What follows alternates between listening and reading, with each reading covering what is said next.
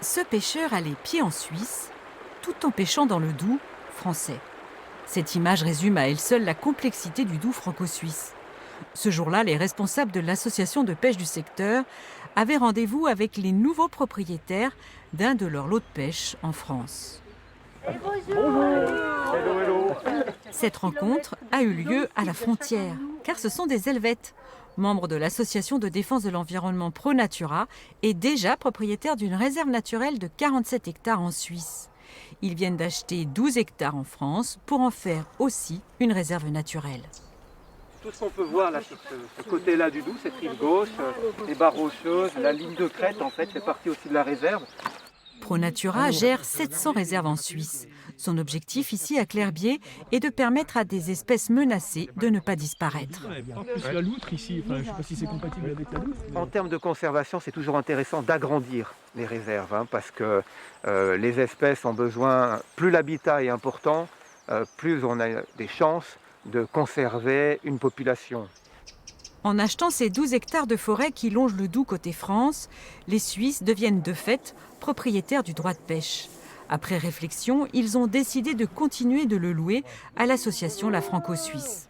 Est-ce qu'on octroie la pêche sur ce tronçon? La question s'est posée de cette manière.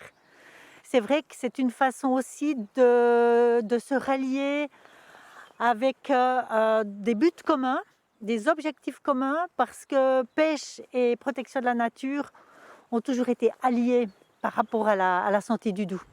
Des actions communes menées depuis une quinzaine d'années.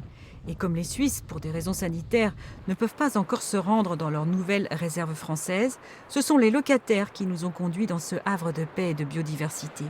Avec une jolie surprise, la fameuse Fritillaire Pintade. Elle est en voie d'extinction celle-là. Ah ouais, elle fait. Ça, c'est vrai. À elle toute seule, elle symbolise le combat de ProNatura. Les pêcheurs louaient déjà à l'ancien propriétaire ces 1,5 km de rivière. Pour comprendre pourquoi c'était fondamental de garder pour eux ce linéaire, ils nous ont emmenés sur une gravière, un milieu entre deux eaux, parfait pour la reproduction des poissons. C'est vraiment une zone très riche écologiquement parlant. On ne serait pas à l'abri si ce n'était pas ProNatura d'une coupe massive forestière qui pourrait déstabiliser les alentours et tout. Là au moins avec ProNatura, on a la garantie que ça va rester tel quel.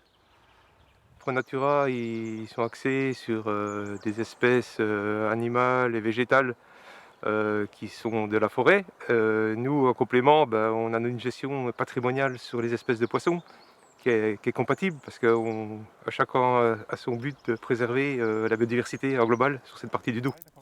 Chaque année, la majorité des 3000 cartes de pêche de la Franco-Suisse est achetée par des pêcheurs venus d'ailleurs. La préservation de l'environnement, défendue par ProNatura et la Franco-Suisse, est aussi un atout économique pour le secteur.